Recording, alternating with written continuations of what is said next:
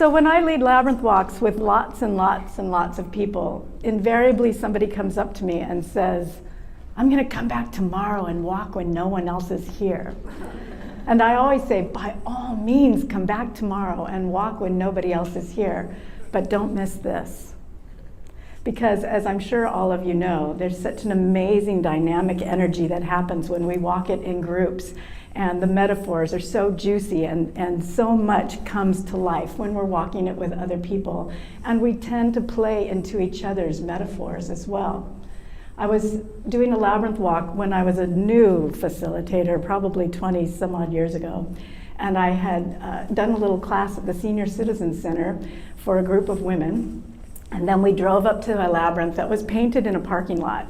And we went to do the labyrinth walk, and afterwards we were sharing.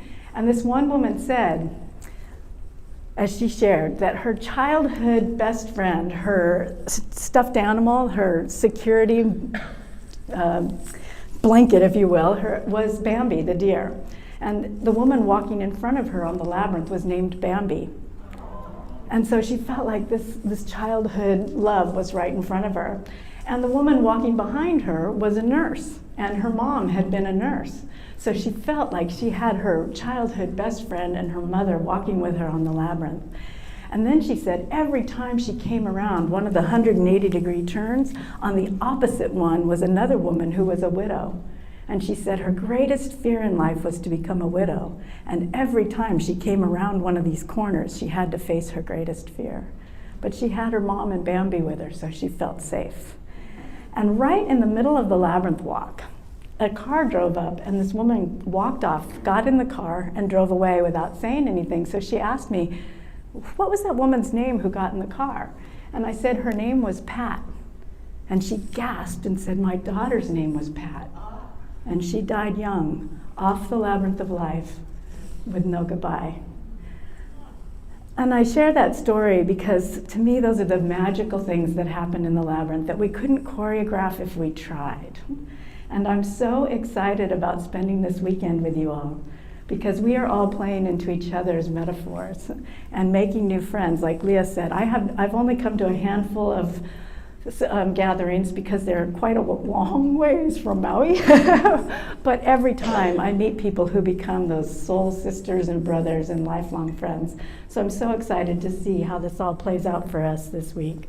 So I really feel like we are called to do the labyrinth. And that's one of the themes that I hear when I walk around talking to so many of you. It's not like, oh, I researched labyrinths and got into labyrinths. It's like I saw one and that was it. Or I read Lauren Artrus's book and it was all over. Or somebody told me about it and all of a sudden, and now I have, like, you have to be a crazy labyrinth lady or a crazy labyrinth guy, right? It's like an obsession. So I like to tell people at my talks that I'm not a labyrinth historian, I'm a labyrinth mystorian. Because I absolutely love the mystery and what I like to call magic that happens on the labyrinth. However, I know magic is kind of an airy-fairy word, and I am kind of an airy-fairy girl. However, in certain audiences, magic doesn't go over as well. So I'm just going to throw out there, when I talk about magic, what I'm really talking about is co-creation. Because a lot of people tell me, oh, you're such a good manifester, Eve, you're such a good manifester. But my problem with the concept of manifestation is that it seems, at least in popular culture, to be really ego-driven. I created this, and I told God what I wanted, and then it happened, as if we could do anything to get God to do what we wanted to do, unless it was God's will. So I like to look at it as co-creation. And when I was called to do the labyrinth, I sat in my shrine. I found out about the labyrinth through Lauren Artrus's book. I got so excited because I was already teaching people relationship skills, self-esteem skills, personal growth skills, but I recognized the labyrinth as a place where people could go and actually practice these and you know, put the concepts to work and practice them so that they could take them out into the world. And so it was clear that what had to happen was I had to become a facilitator. The problem was I didn't have the money. So this was 20 some odd years ago, and I was a school teacher, and even though it was only $500 back in those days, it was just more money than I could come up with. So I sat in my shrine one morning and I said, look, God, here's the deal. If it's your will, if you want me to be a labyrinth facilitator, you're going to have to find the money for this, because it's this weekend. I'm already going to be on the mainland. I can get there. I just don't have the money for the workshop. So if it's your will, this is the problem. Thanks. And then I drove to this church. So somebody told me, because I thought the only one was in the Grace Cathedral and in France, that there was a church with a labyrinth painted in the parking lot just 40 minutes from my house. So I decided to go check it out and see what they were doing. So I drove up here to this very cute little church. It's a 100-year-old church that looks out over the ocean and up to the mountain. It's an absolutely beautiful little place. And I walked the labyrinth. And I thought, well, I wonder who built this and what they're doing with it. So I walked into the minister's office and sat down and talked to her. And she, I don't know if that's what she's called. What are they in Episcopalian? Is it minister? Okay, a priest. Okay, I went in to talk to her. Her name was Heather. And I told her how excited I was about Labyrinths and how I wanted to know what she was doing with hers, and that I wanted to be a facilitator, but I didn't have the money, and what was she doing with her labyrinth. And we had this wonderful conversation, and at the end of it, she got up and walked over to her desk, pulled out a checkbook, and wrote me a check for $500 so that I could... And I went, very clear, very, very clear.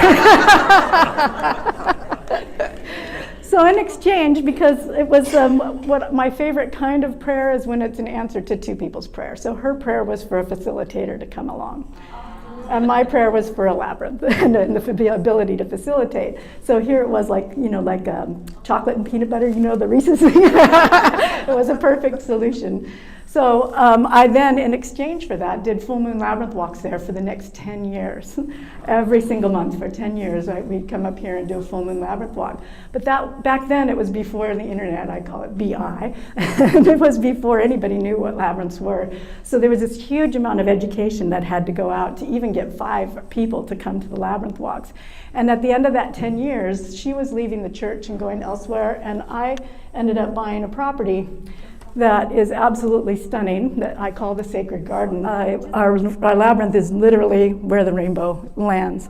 And so when we bought this property, one of the funny things was, and my husband will attest to this, is that the property had to have space for a labyrinth. That was like the criteria. Has it got a room for a labyrinth? Does it have room for a labyrinth?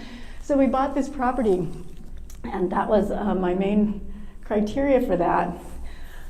But before I tell you about getting the labyrinth there, I wanted to just speak to this concept of being called and being open and listening to what Spirit wants for us.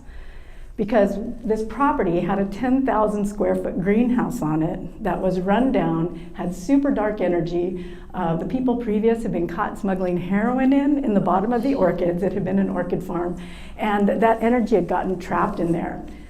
For those of you who are airy-fairy enough to think about vortexes, I actually believe that it is an energy vortex in this property, in this whole gulch, but not positive or negative. It's an amplifying vortex.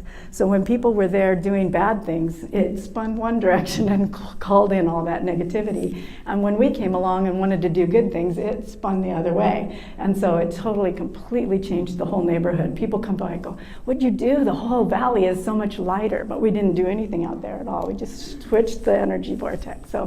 But I didn't know that when I bought the property. We just bought it because it was a neat place. The house was nice. It had this 10,000 square foot greenhouse I had no vision for, and didn't know what to do. And we rented it to a guy who was a nurseryman, and he started bringing in live plants, which helped a lot and made it feel better. But he was getting behind in rent, and I didn't want another failed business.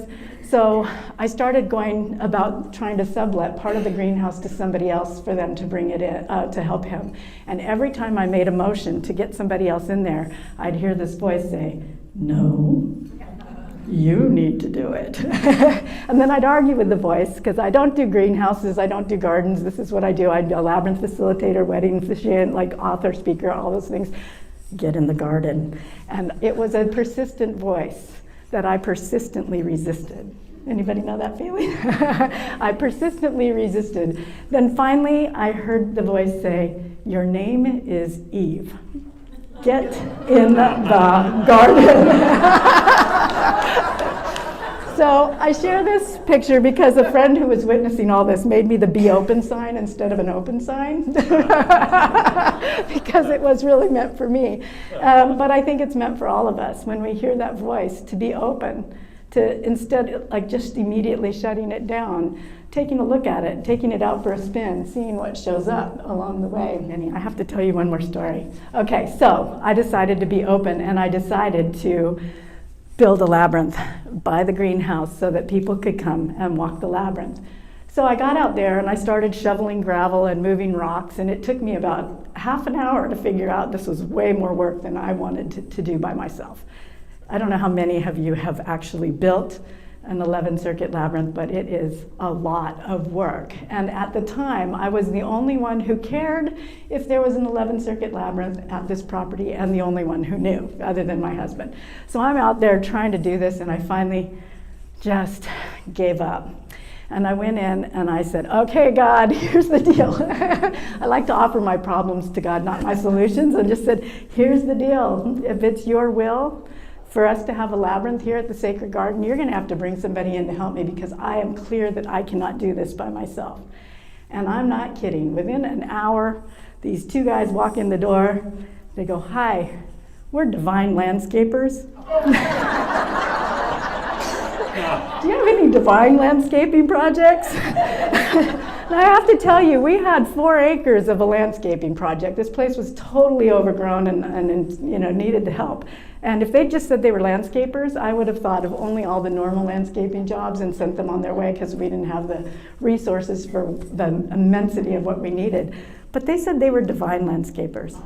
Have you ever heard of a divine landscaper before? Me neither, not since either. So the result was within a week we had a beautiful labyrinth at the Sacred Garden.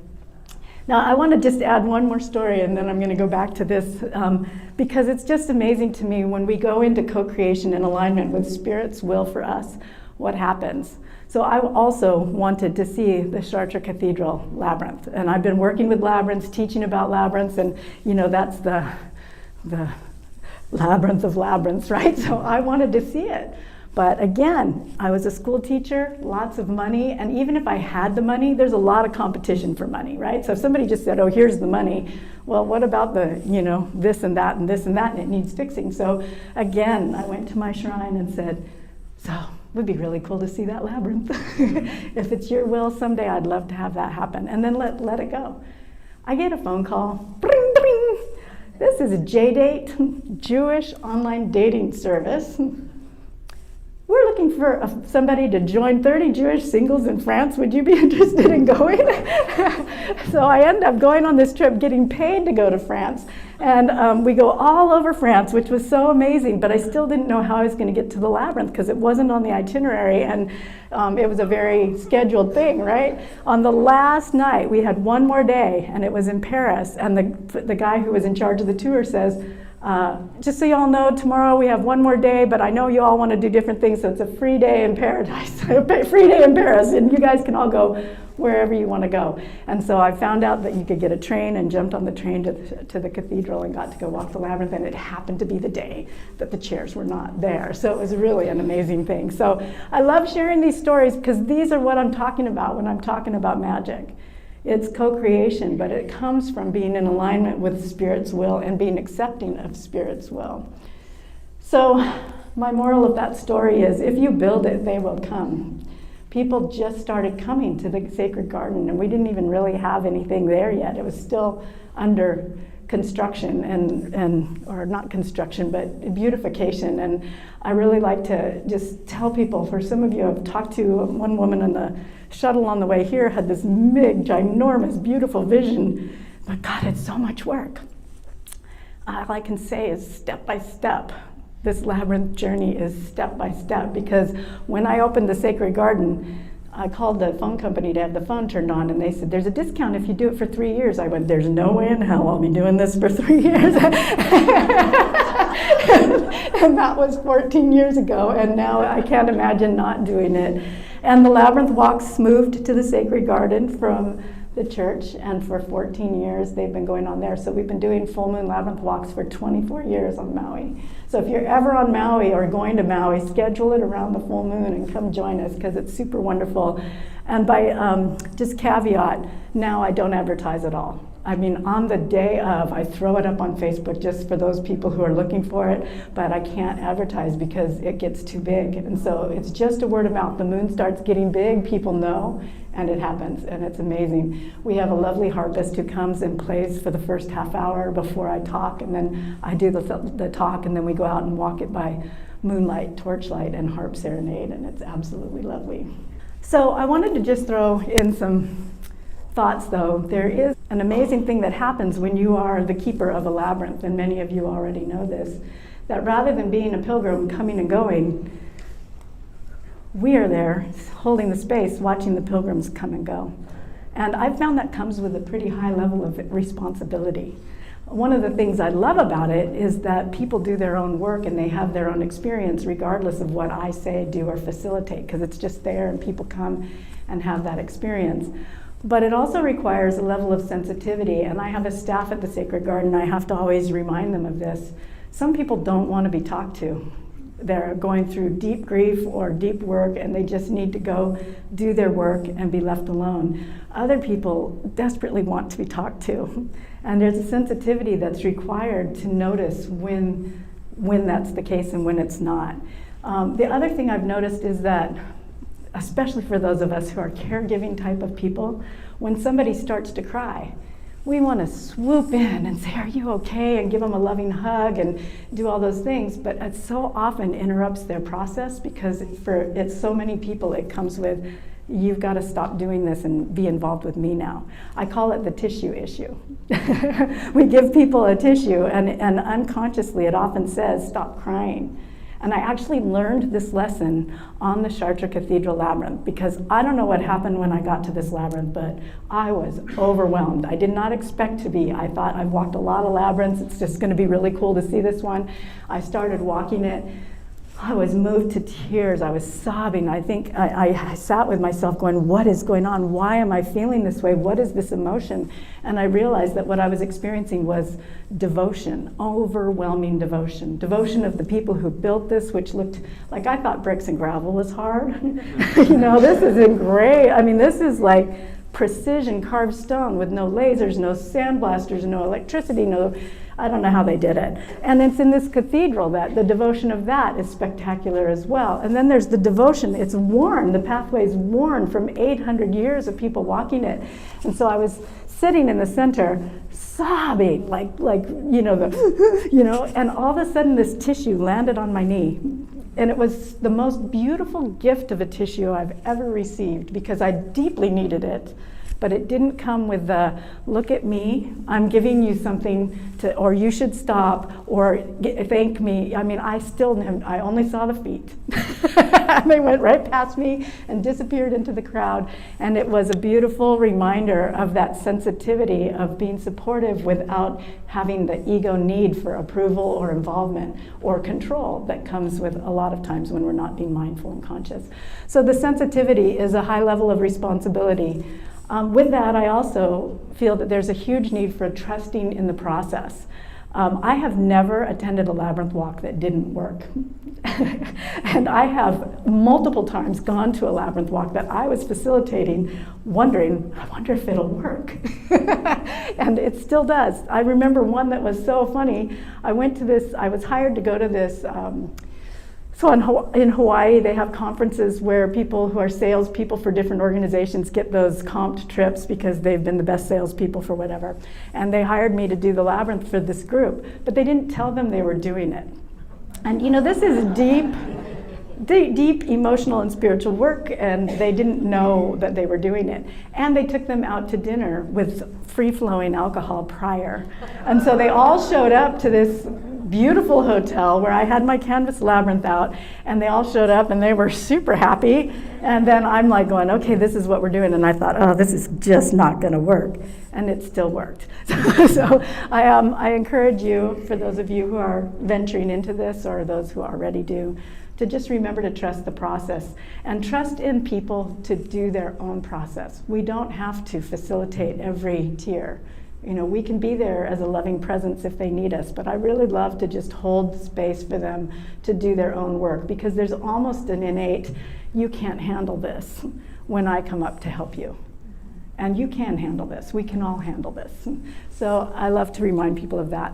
And then there's also the responsibility of the maintenance of the safe and sacred space. And our labyrinth, I'll show you this later, but our labyrinth washed away in a big flood 6 years ago. And so this is actually 2.0. You may have noticed, some of you saw the picture with the heart. That was the first one. Somebody reminded me after that, though. I kind of wondered whether it washed away because I hadn't been doing the proper clearing of the space, like burning, I'm airy-fairy, but I really think that burning sage is a helpful thing to do, or to just go out and set intention. And I felt like it was possible that so many people left their energy in there that it just needed to be cleansed and rebuilt. And so it's a good reminder that it is also our job to keep it a safe place and maintained. We have to blow our labyrinth off every day. It gets covered with leaves. There's a maintenance to it. The bricks get kicked out of place. There's that responsibility piece to it as well.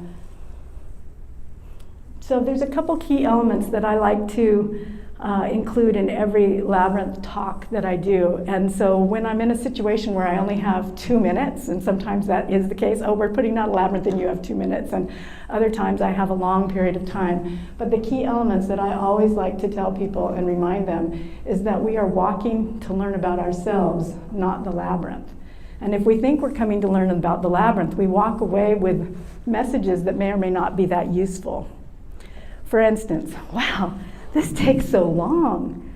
So you walk away and somebody goes, what'd you think of the labyrinth? They go, oh, it takes a really long time. And that's the message that gets spread about the labyrinth, because that person thought they were walking to learn about the labyrinth.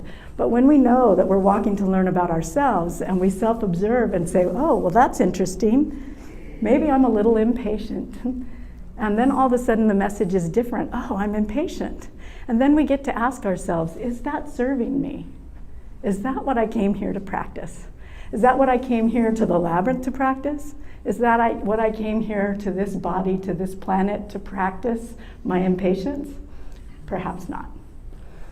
So then we get to go, well, okay, I'll try something else. And that's when people think that perhaps they should practice patience, right? Isn't that the opposite of impatience? But the problem with patience is that it's fueled by the exact same annoyance as impatience. I'm going to be patient with you.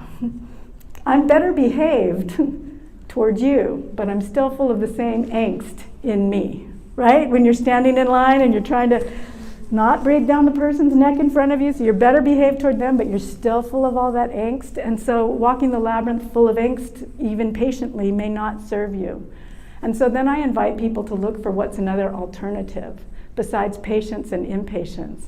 And that would be acceptance. And I use these hand gestures to remind you to self-observe, take a deep breath, drop inside, and try on something different. Experiment. What would it be like if I just accepted that it's going to take me 15 minutes to walk into this labyrinth and back out? And with 20 or 30 people, it's going to take me half an hour to 45 minutes. What would happen if I just accepted that? And when we accept what is, we let go of our resistance, and we suddenly move into a state of peace. And we no longer are suffering from that length of time because we've chosen to use our time that way. When we realize, wow, it's going to take me half an hour, I don't have half an hour, I only have 10 minutes. What am I going to do? That's when we suddenly realize, when we're in a place of acceptance, we have this broad range of view of what our other options are. And those broad range of views include, well, what if I just walked in, stood in the center for a few minutes, and then walked straight out instead of doing the whole thing? What if you only have 5 minutes and you still want to experience the labyrinth? What if you walk straight in, breathe, and walk straight out? What if you only have 2 minutes? What if you just stand and walk out, watch everybody else stream through the labyrinth and experience that peacefulness? My point here is that when we move into a state of acceptance, we are able to see options that serve us rather than the stuck images of our ego mind. My experience is that when we are working from our ego mind, we see from a very narrow focus. This is good, bad, right, wrong, my way, your way, too long, too short. And when we step into our soul, into our spirit, into our center, we expand into our creativity, which sees a whole lot of other possibilities and other options. So I'm going to speak more to that in just a moment. One of the other things that I think is always important to include is that the language of the labyrinth is metaphoric. And I always throw in symbolic as well, because there's a whole huge portion of the world that doesn't know what metaphor means. So I say symbolic or metaphoric, and always remind them that what you experience on the labyrinth is mirroring to you something you may want to look at in yourself off the labyrinth. And everything you experience on the labyrinth has that potential. And so it's if I only have two things to tell them, it's you're walking the labyrinth to learn about you, not it, and the language of the labyrinth is metaphor. So watch for what you experience on the labyrinth and then see what it's showing you about yourself off the labyrinth. And then I also like to tell them that the labyrinth is a laboratory. And I learned this from a little girl who wanted to walk into the labyrinth with me. And she said, "Can I walk right behind you?" And I said, "Sure." And then I went, okay, I'm bracing myself for this metaphor, right? Because it's always really juicy when something like that happens. And she goes, like 2 steps in, she goes, "Are you sure you know your way into the lab?" And I thought, how often does my own little voice go, "You sure you know what you're doing?" And so, but she called it the lab. And then I went, oh, that's so great. It really is a laboratory. And in one of the sessions the other day, I heard somebody saying, should I be slowing down? Should I be speeding up? And I think sometimes we get it stuck even in our labyrinth walking of, I walk it like a walking meditation very slowly, or I'm a fast walker and I walk very quickly. And we think that when we find our own pace, which we were all taught to do on the labyrinth, that means to hold that pace all the time. I had another little girl who was 11 years old. We did a labyrinth walk, and she said to me, "You know what I discovered? I always keep the same pace.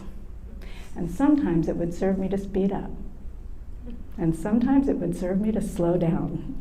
And I thought, profound, right? And I think that's an important reality for all of us to remember to experiment when we're getting dizzy or when our pilgrims are getting dizzy. Well, that might be a message to you to slow down, to pay attention to your body, to take a breath, to notice what you're experiencing and alter your course accordingly. So it's an opportunity for us to experiment. And just like I said before, if impatience isn't serving you, well, what about patience? How's that feel? What about acceptance? Try it out, experiment.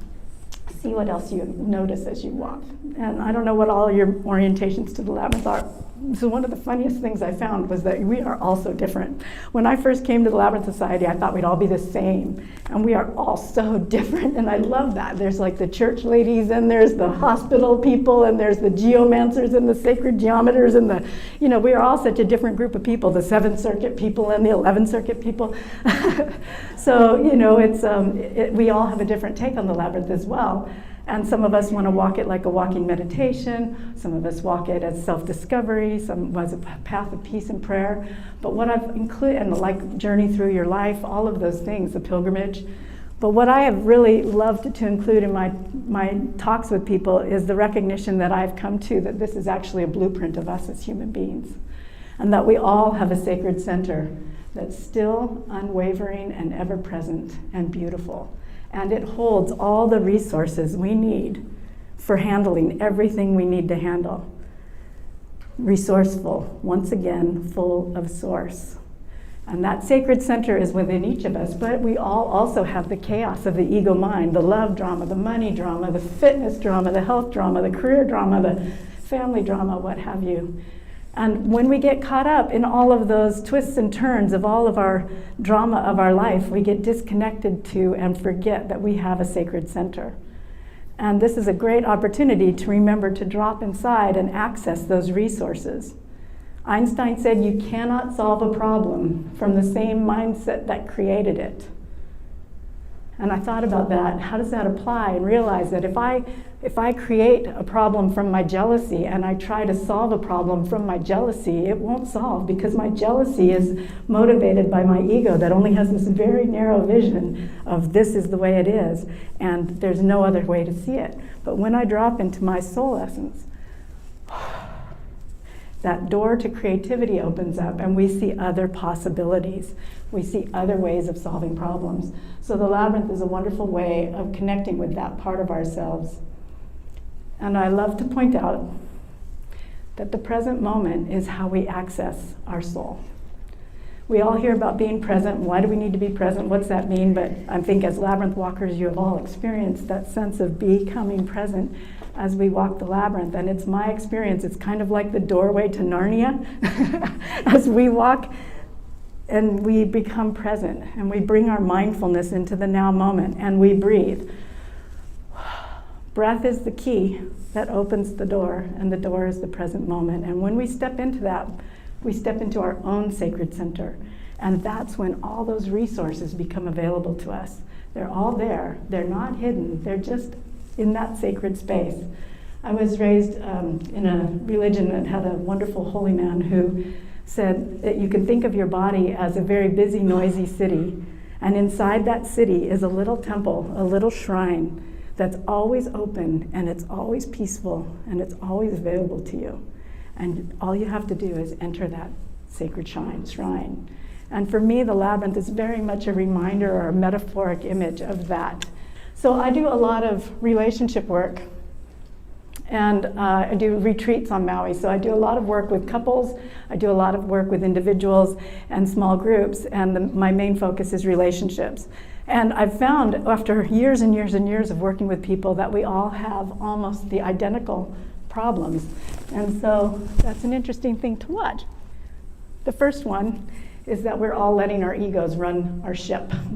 And when I say we're letting our egos run our ship, I like to use the metaphor that if we were all ships on the ocean, the ego's job is to be the little guy in the front or up in the crow's nest watching out for icebergs, looking out for danger.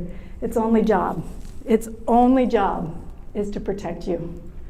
I think the ego has gotten such a bad rap because it means really well. I have a friend who has a t-shirt that says, "Your ego is not your amigo," and I go, "Oh, wrong." Your ego is your amigo in finding the problems.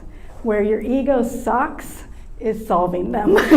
So my point with that metaphor is if the ego sees a dark shape on the horizon and it comes to a conclusion that that dark shape must be an iceberg, and it yells, "Iceberg, iceberg, iceberg," the captain's job, your spirit, is to go, "Thank you for sharing," and then get out the telescope and evaluate whether it's really an iceberg or not. It's just a cloud on the horizon, hold your course. You're right, it is an iceberg, let's change our course. But what happens is that the ego yells, "Iceberg, iceberg, iceberg," or "jerk," or whatever, and it looks down, and if there's no awakened spirit at the helm, the ego freaks out, grabs the steering wheel, doesn't know how to drive the ship, doesn't know how to navigate, doesn't even know where you're going, starts driving erratically right for the iceberg, yelling, "Iceberg, iceberg, iceberg," and expecting the iceberg to move. And we saw in that beautiful image last night, icebergs don't move, at least not of your pushing. It does it of its own accord over time.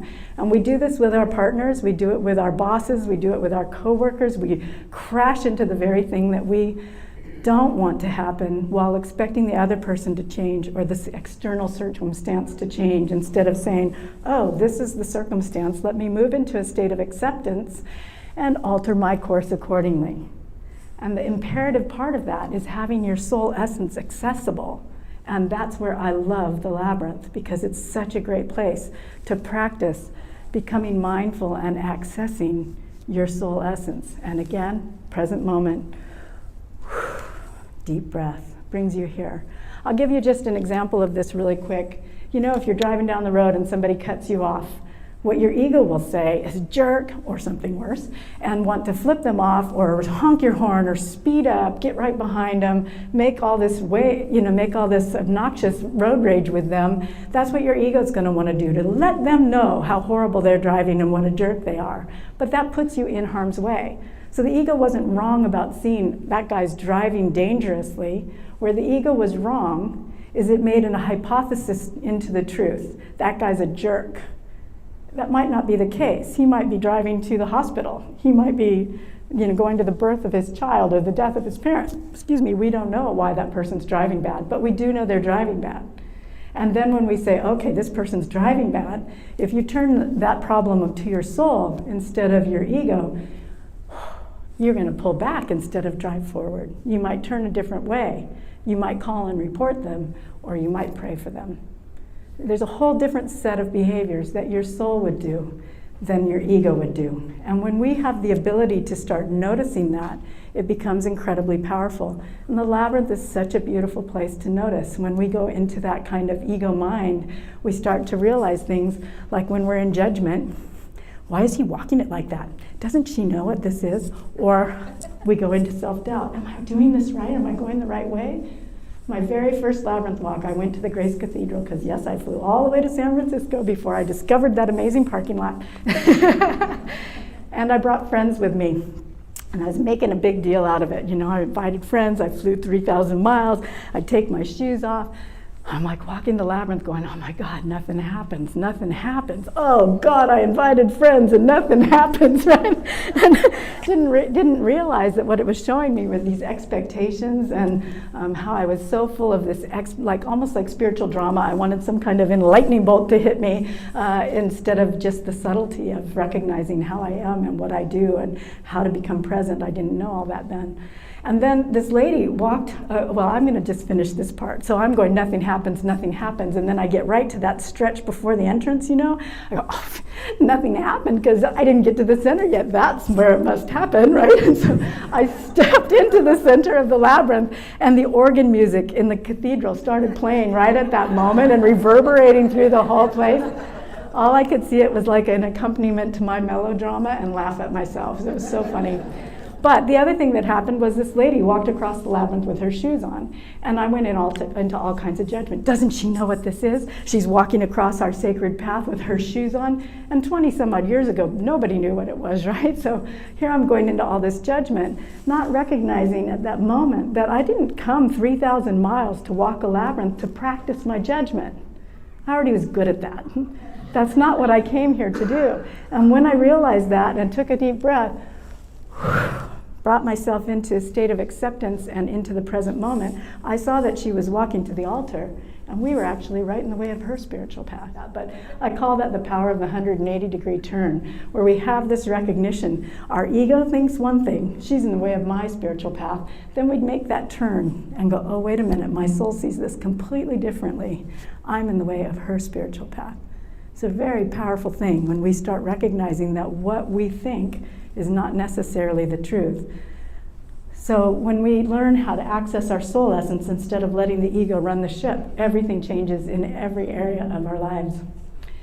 And this next one is the other thing that I see, and I've talked to it a little bit already, that people do wrong in relationship, wrong if you will, this is what goes wrong in relationship, is we have this very nasty inherent habit of thinking that what we think is our belief, and if we believe it, that it's the truth. But here's the ultimate reality. Just because you believe something does not mean it's true. And just because you don't believe something does not mean it isn't true. So your beliefs have nothing to do with the truth. Now, what they do have a lot to do with is what you do on account of that. So when you believe something, you behave a certain way, and when you behave that way, you contribute to the truth of your situation.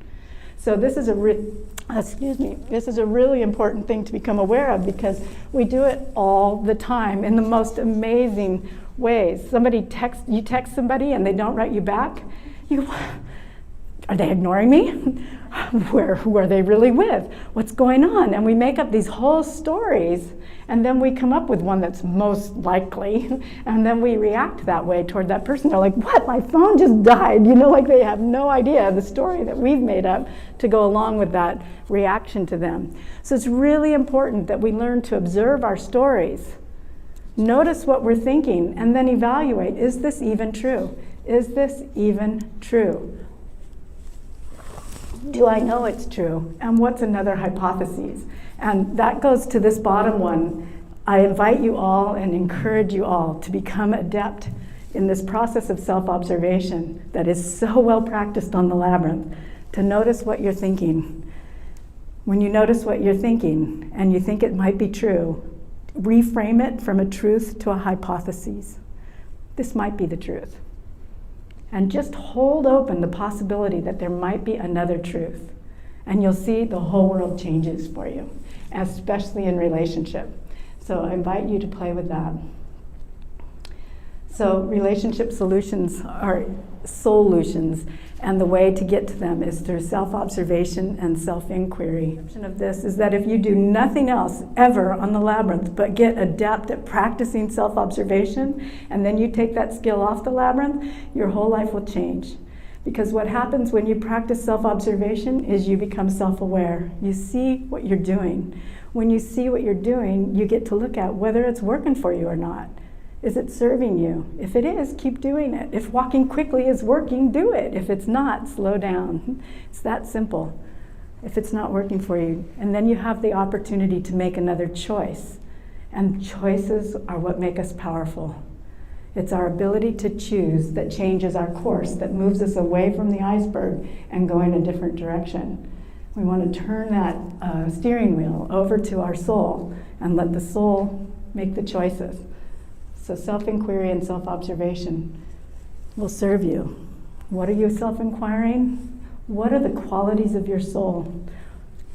What are the qualities of your soul? Let me just ask you really quick. Call it out popcorn-wise, loud enough for everybody to hear.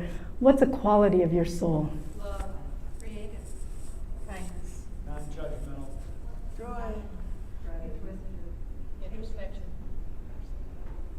hospitality, adventurous, acceptance, gratitude. Did you notice none of them are wrathful, jealous, angry, stuck, hurt, afraid? Those feelings are not negative. They are feelings of your ego to alert you to a problem.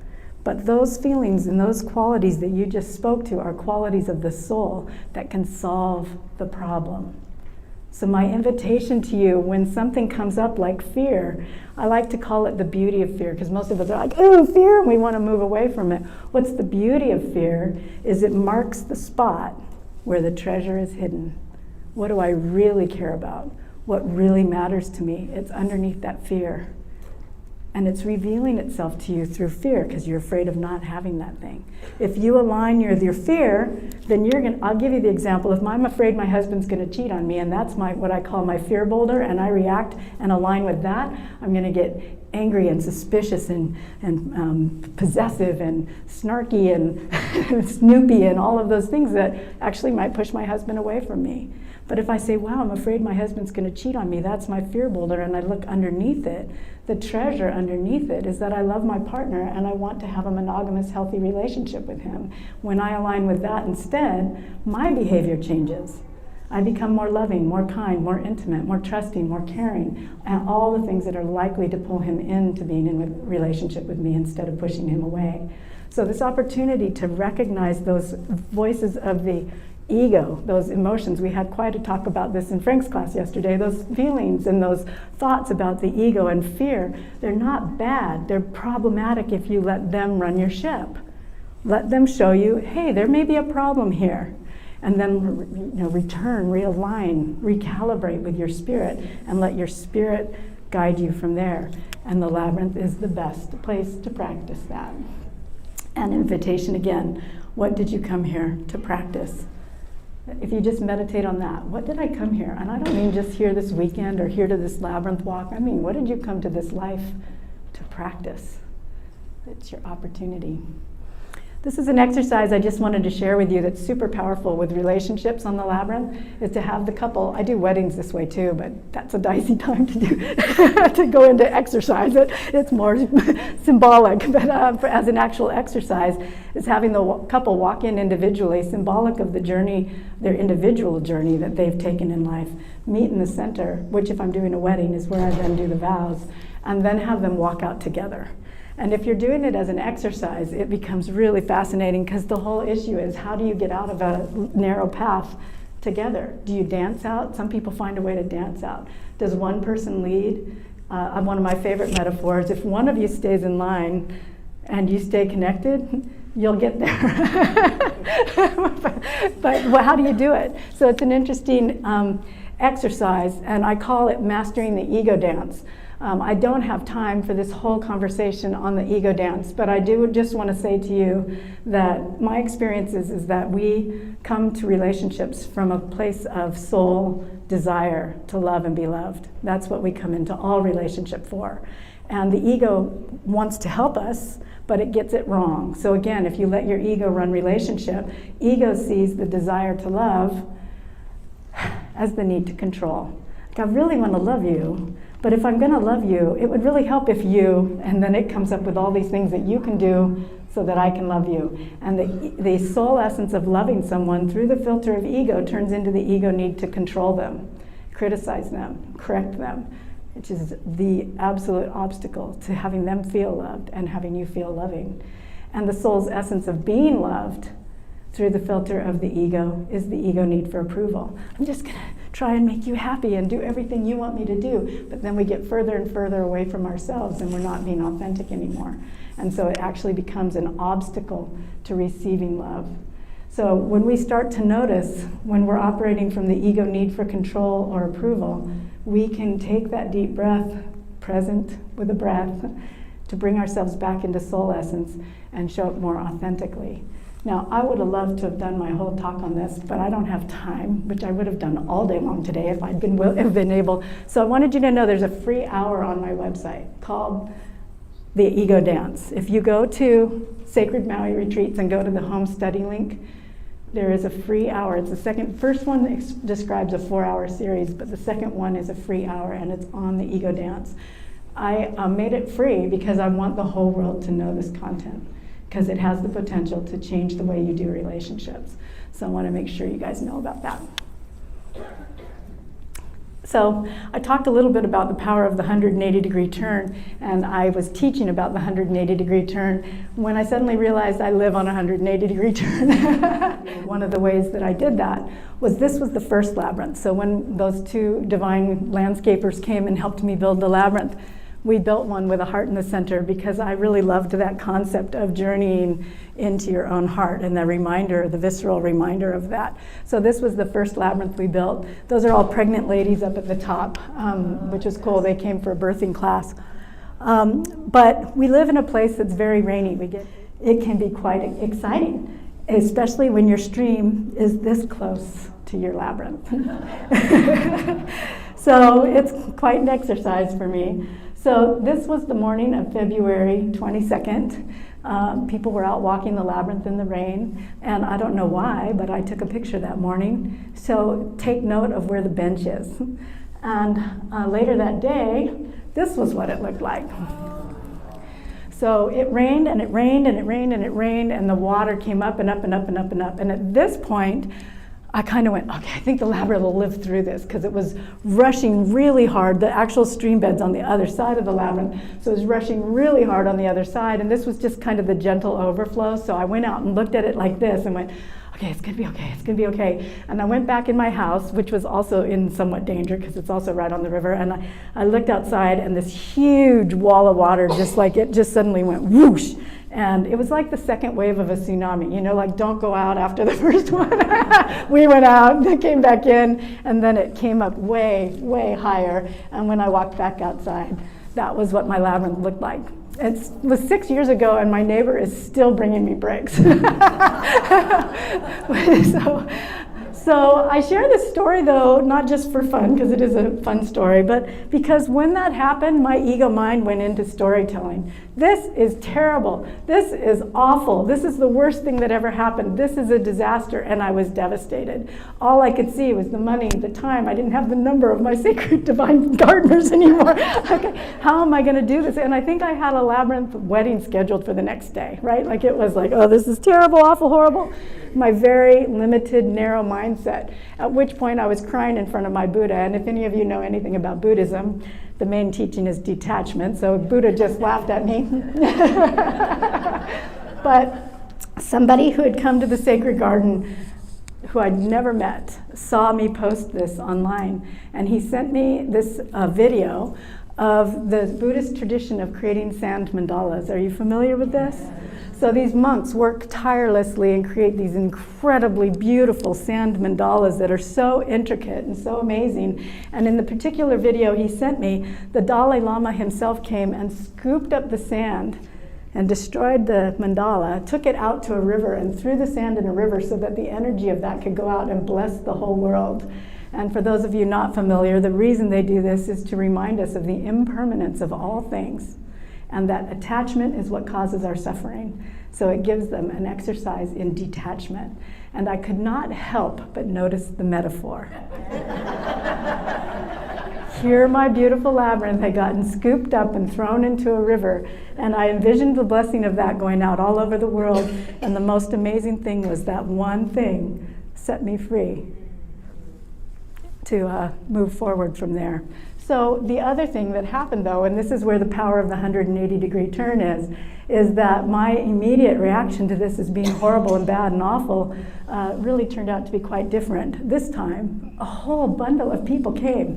So I just want to show you, this is like every tree on our property, and at this point we had 2 properties side by side. So for 8 acres of stream front property had 6 to 8 feet of debris on every tree. And it was like a bicycle and a banana tree, a sink. I mean, it was weird what came down that river. So we had to extricate the debris off of every tree and rebuild the labyrinth. But this time, people showed up. Lots of people showed up. People I didn't even know showed up to help build the labyrinth. And I posted it on Facebook that the labyrinth had gotten destroyed. I didn't do a Kickstarter or any of those things. And $20,000 poured into our nonprofit, the Divine Nature Alliance, within a month without me ever asking for any money at all. And we were able to rebuild the labyrinth and repair our roof and all other things that got damaged.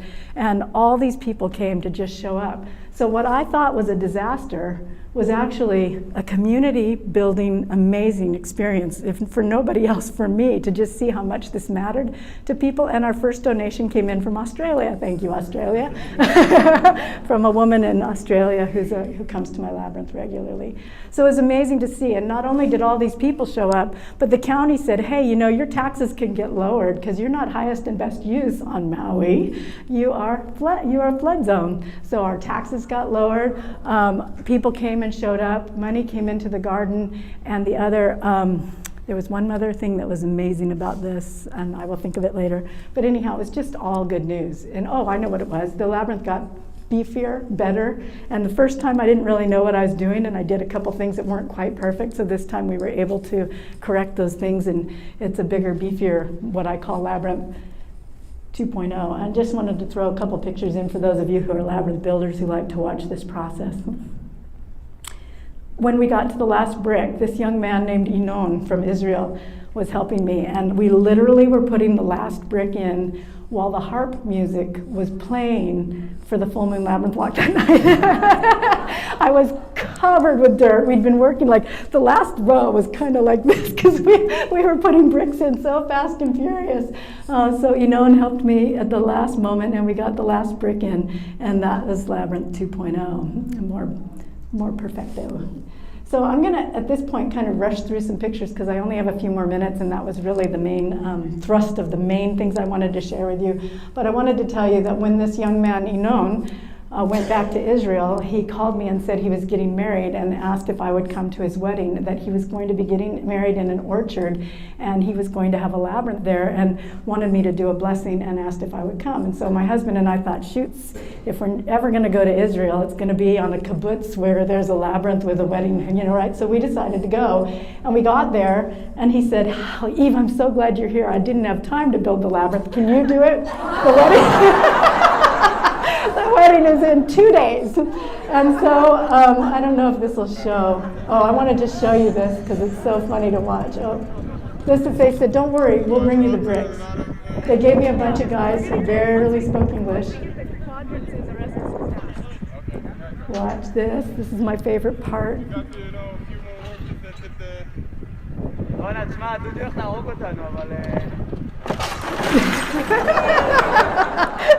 Here's your bricks. So So the amazing, amazing, magical part of this, I don't know if you all know Kathleen McGowan, but I had been reading her book, The Expected One. I'd read it before, but since we were going to Israel, I wanted to read it again. So I read it on the plane on the way there. I built this labyrinth on this kibbutz, and then I posted pictures on Facebook, and somebody tagged me in a message to Kathleen that said, look, Kathleen, Eve built a labyrinth overlooking Magdala, and Mary Magdalene's birthplace. I had no idea. So that little city down there is Mary Magdalene's birthplace, and that's the Sea of Galilee out beyond that. So one of the most treasured experiences of my life. And then down here you'll see our Peace Starts Here coin. I have a bunch of Peace Starts Here coins that we encourage and invite people to send pictures of from all over the world. And it's a peace movement to remind people to go within and to take pictures where they go or keep them in their pocket as a reminder that in order to have world peace, we have to go in and find peace inside and then bring peace back out into the world. And so that is part of our Peace Starts Here mission. This is a really fun story that's near and dear to my heart. I got this amazing dog named Bodhi, who is a 175-pound St. Bernard Rottweiler, and I spelled walks like that because you know how we all say we're going to go for a W-A-L-K, so they don't know.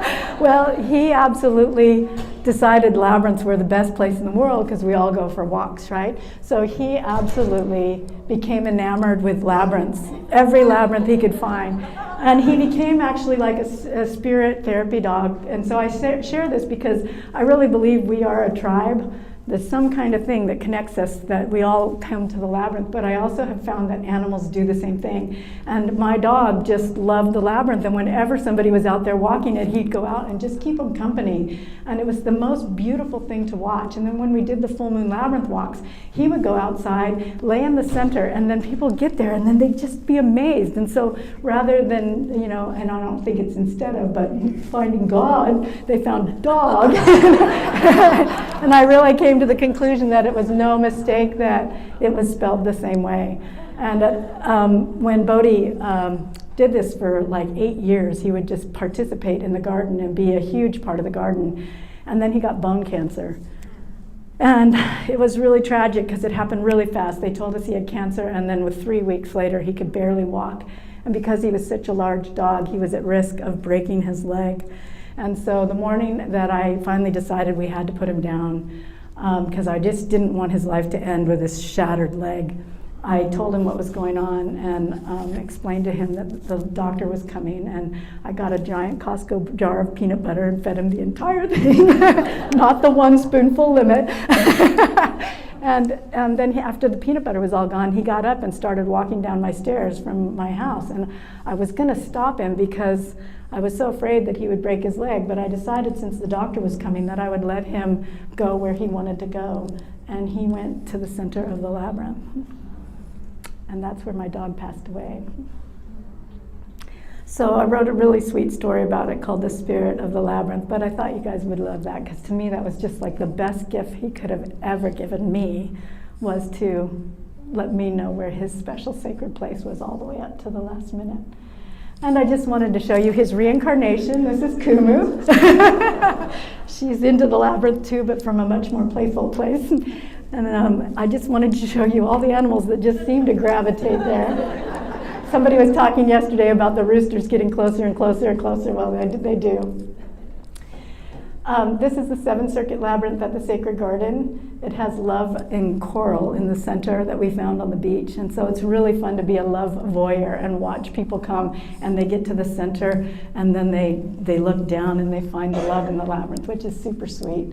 And it's graced by this amazing painting of Jesus meditating that a man named Bruce Harmon painted. He's Harmon Vision's amazing artist. We use the labyrinth for all kinds of groups. This one on the bottom with the woman in the wheelchair, it was a family group. The one woman in black is pregnant, and so they came to do a blessing of her child, and all the women of the family came together to do the walk, and they brought the matriarch of the family into the center. And we also have cancer walks where people come and work through that journey. We do weddings on the labyrinth. Come, and you can only do it for free by donation because the county won't allow weddings on the labyrinth. So So I said to him in the county council office, let me get this straight. A labyrinth walk is legal. Charging for a labyrinth walk is legal. Talking to people about the labyrinth walk is legal, but a labyrinth wedding is illegal. And the only difference is our conversation. I think that's illegal. They've left me alone so far, but now I just do it by donation. And I love the children on the labyrinth. I mean, these little girls, I was just getting ready to clean the labyrinth, and they came out, and the blonde one says to the other one, okay, now what we do is we sit down and meditate. So this is what you do. You close your eyes and don't think about anything. And this one with Preston is one of my favorites. I just did a class for a Montessori group of kids, and I do this Sprite, oil, and glitter thing where I pour Sprite in a glass, and that's symbolic of our spirit, and then oil floats on top of that, and that is who we think we are. So the Sprite is who we really are, our spirit. The oil is who we think we are, and then I sprinkle glitter on top, and that's who we want everybody else to think we are. And so it's a really beautiful demonstration of the difference between our ego mind, the oil and glitter, and our soul essence, the Sprite. So I did this class for him, and then he drew this drawing, and I taught him how to draw a 7-circuit labyrinth. So the little thing in the center, he did a little key for us. The guy is Preston, that's him. The little gray thing is Preston's spirit. The yellow is oil, and the other one, the orange one, is glitter. And it says, Preston has to walk through the labyrinth to meet his spirit. Oil and glitter will ambush him along the way. Spirit will fight them off. So, I also do a lot of teen work. I've done a lot of classes for teens in an entrepreneurial conference, and I always take my labyrinth, and it's one of the most amazing experiences. I truly believe teens have absolutely nowhere in life where they're in silence, in community, without music on, without television on, without conversation going on, and when they have that opportunity, the depth they go to is unmatched. So I love working with the teens, and I love taking that picture of that young man with the labyrinth in his glasses. He's coming to visit me next week on Maui, so I'm super excited about that. This actually happened. I take my canvas labyrinth also to different conferences on Maui, and we set it all up, and the sun did that right over us, which was phenomenal. This is a labyrinth in Kapalua, which is on the west side of Maui, right below the Ritz-Carlton. And this is Dory, who is here right now, over here on the side. This was the funniest labyrinth walk I've ever done. It was the completion ceremony to a week-long retreat. And we went out to do this final thing at this amazing labyrinth that's surrounded by the ocean and wind. And so it's mine is really cocoony and gentle and in shade. And this one's in the sun and in the wind. And we get there, and it was full of mud. I mean, literally full of mud and water, and it was like silty, so it was like an ice skate, and then the wind was blowing, and so, we're all walking it like this, and it was hysterical, but the metaphors were so perfect. It was incredible. So if you want to get to this labyrinth, it's right below the Ritz-Carlton, down just past the golf course, out at a point they call Dragon's Teeth, which is in Hawaiiana, they believe, where the souls jump from this world to the next. And this one is on Kauai. It's extremely hard to find. That woman there will guide you there if you are interested ever going to Kauai. I can get you to the right person, but you would not find it, I don't think. But a man built it for his wife who loved labyrinths. And when she died, he went out there and built it in her honor.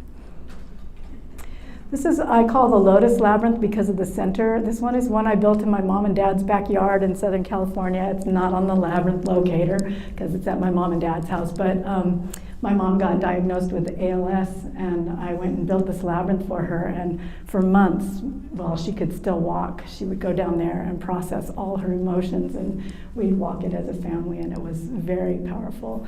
So that's in my dad's backyard in Southern California. And it's funny, because I did this just by placing the bricks on the ground. I didn't bury them or anything, which makes it very hazardous for old people, by the way. But the earth has swallowed it. Like, you can start to see where the bricks are no longer above the ground. The earth is just swallowing it. It's absolutely amazing. I had to go back recently, I think that was probably when these pictures were taken, and replace them so that they were not going into the ground. So it's actually fascinating to watch how the earth will swallow things up. And then I just like to share this because it's so Hawaiian, just showing you how different things come. People come, kids come and ask if they can take their prom pictures on the Labyrinth. And this woman was doing a fashion class at the college and sewed that dress and wanted to do pictures of her dress because depending on which side she's turning, it's a different color, right? And then this is a woman who's a kahuna on Maui who comes and does blessings with different groups. So that's my deal for you. So I always like to end my Labyrinth talks the same way as well. I always want to invite people to recognize that our spiritual journey does not begin on that and end on that 36 or 38 or 42 foot circle or whatever it happens to be. I always like to invite them to expand the boundary of the labyrinth and recognize that we're always on the labyrinth of life, always. And if we take these skills of being self-observant, breathing, bringing ourselves into the present moment, using our creativity to see different solutions to the problem, we can master this thing called life quite beautifully. And so it's my invitation to you to recognize that as we journey forth, there's a question of, did the spiritual journey begin when we came here? We came up the winding road or on a flight that we took and drove out this winding road, and we've been here in the center of this sacred pearl stone with the sacred gathering together, and then we all leave and journey out the same way we came? Or did it begin with birth and we're all here in the sacred center of life and we go back out through death? Or is it bigger than that?